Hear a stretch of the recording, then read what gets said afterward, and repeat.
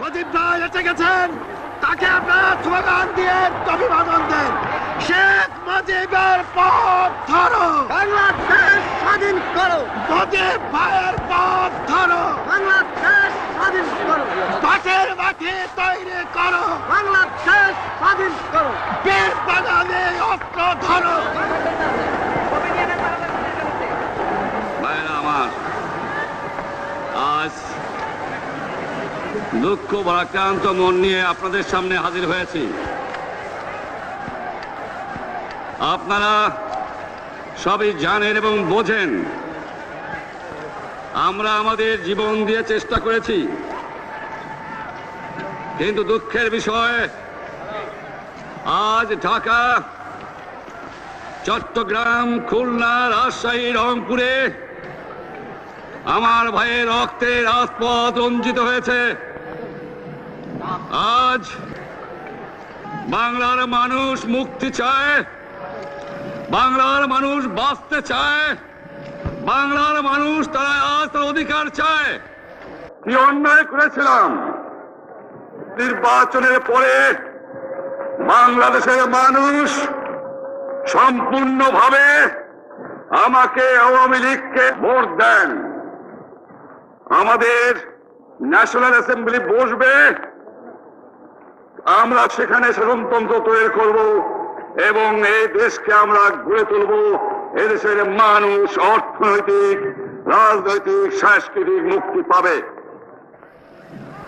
কিন্তু দুঃখের বিষয়, আজ দুঃখের সঙ্গে বলতে হয় 23 বছরের করুণ ইতিহাস, বাংলার অত্যাচারের, বাংলার মানুষের রক্তের ইতিহাস, 23 বছরের ইতিহাস, মুমূর্ষ নরনারীর আর্তনাদের ইতিহাস, বাংলার ইতিহাস, এদেশের মানুষের রক্ত দিয়ে রাজপথ রঞ্জিত করার ইতিহাস।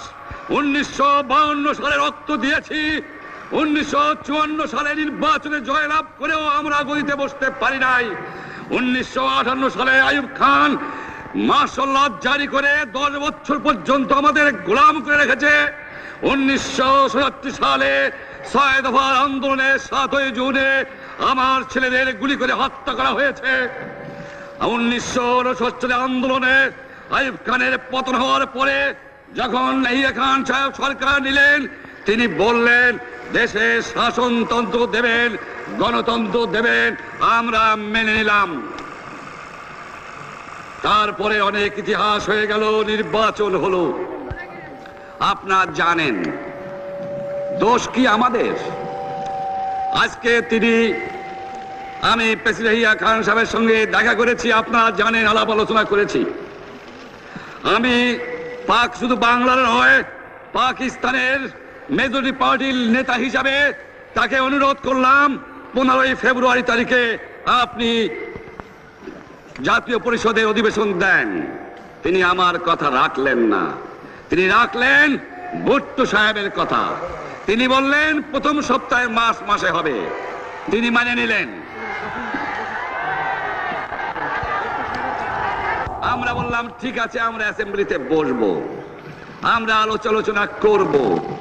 আমি বললাম বক্তৃতার মধ্যে, অ্যাসেম্বলির মধ্যে আলোচনা করব। এমনকি আমি এ পর্যন্ত বললাম যদি কেউ ন্যায্য কথা বলে, আমরা সংখ্যায় বেশি হলেও একজন যদিও সে হয়, তার ন্যায্য কথা আমরা মেনে নেব।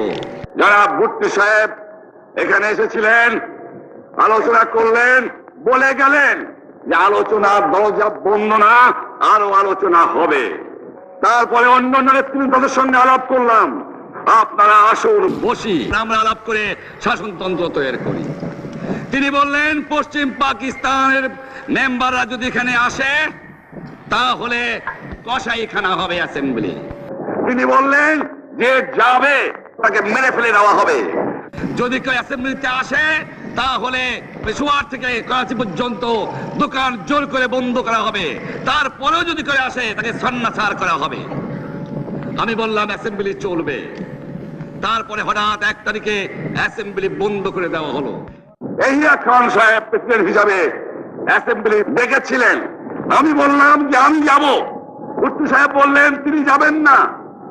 35 জন সদস্য পশ্চিম পাকিস্তানের থেকে এখানে আসলেন। তারপরে হঠাৎ বন্ধ করে দেওয়া হলো, দোষ দেওয়া হলো বাংলার মানুষকে, দোষ দেওয়া হলো আমাকে। বন্ধুকে দেওয়ার পরে দেশের মানুষ প্রতিবাদ মুখর হয়ে উঠলো। আমি বললাম শান্তিপূর্ণ ভাবে আপনারা হরতাল পালন করেন। আমি বললাম আপনারা কল কারখানা সবকিছু বন্ধ করে দেন। জনগণ সাড়া দিল, আপন ইচ্ছায় জনগণ রাস্তায় বেরিয়ে পড়ল। তারা শান্তিপূর্ণ ভাবে সংগ্রাম চালিয়ে যাওয়ার জন্য স্থির প্রতিজ্ঞাবদ্ধ হলো। কি পেলাম আমরা? আমার পয়সা দিয়ে অস্ত্র কিনেছি বহিঃশত্রু আক্রমণ থেকে দেশকে রক্ষা করার জন্য। আজ সেই অস্ত্র ব্যবহার হচ্ছে আমার দেশের গরিব দুঃখী নিরস্ত মানুষের বিরুদ্ধে। তার বুকের উপরে হচ্ছে গুলি। আমরা পাকিস্তানের সংখ্যাগুরু, আমরা বাঙালিরা যখনই ক্ষমতায় যাওয়ার চেষ্টা করেছি, যখনই এদেশের মালিক হবার চেষ্টা করেছি, তখনই তারা আমাদের উপর ঝাঁপিয়ে পড়েছেন। তারা আমাদের ভাই। আমি বলেছি তাদের কাছে এই কথা যে আপনারা কেন আপনার ভাইয়ের বুকে গুলি মারবেন? আপনাদের রাখা হয়েছে যদি বহিঃশত্রু আক্রমণ করে তার থেকে দেশকে রক্ষা করার জন্য। তারপরে উনি বললেন যে আমার নামে বলেছেন, আমি নাকি বলে স্বীকার করেছি যে 10 তারিখে রাউন্ড টেবল কনফারেন্স হবে। আমি উনাকে একথা বলে দেবার চাই, আমি তাকে তা বলি নাই। টেলিফোনে আমার সঙ্গে তার কথা হয়। তাকে আমি বলেছিলাম, জনাব ইয়াহিয়া খান সাহেব, আপনি পাকিস্তানের প্রেসিডেন্ট, দেখে যান, ঢাকায় আসেন কিভাবে আমার গরিবের উপরে, আমার বাংলার মানুষের বুকের উপরে গুলি করা হয়েছে, কি করে আমার মায়ের কোল খালি করা হয়েছে, কি করে মানুষকে হত্যা করা হয়েছে। আপনি আসুন, দেখুন, বিচার করুন, তারপরে আপনি ঠিক করুন। আমি এই কথা বলেছিলাম। আমি তো অনেক আগে বলেছি কিসের আসতেছি, তার সঙ্গে বসবো, যারা আমার মানুষের বুকে রক্ত নিয়েছে তাদের সঙ্গে বসবো। আমার সঙ্গে পরামর্শ না করে বা আমাদের সঙ্গে আলোচনা না করে 5 ঘন্টা গোপনে বৈঠক করে যে বক্তৃতা তিনি করেছেন এবং যে বক্তৃতা করে অ্যাসেম্বলি করেছেন, সমস্ত দোষ তিনি আমার উপরে দিয়েছেন, বাংলার মানুষের উপরে দিয়েছেন।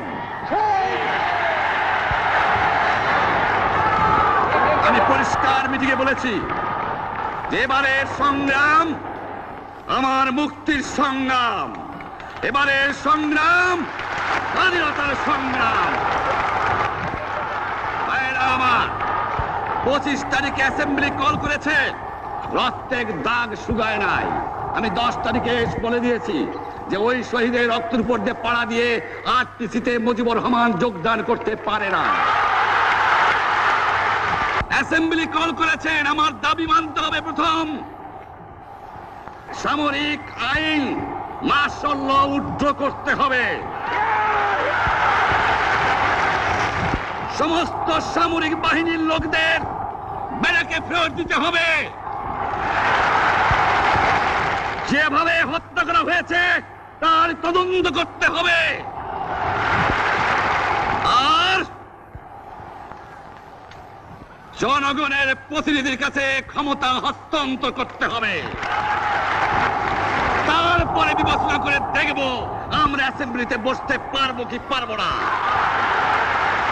এর পূর্বে অ্যাসেম্বলিতে বসার, আমরা অ্যাসেম্বলিতে বসতে আমরা পারি না। জনগণ সে অধিকার আমাকে দেয় নাই। ভাইয়েরা আমার, তোমরা আমার উপর বিশ্বাস আছে? আমি প্রধানমন্ত্রিত্ব চাই না, আমরা দেশের মানুষের অধিকার চাই।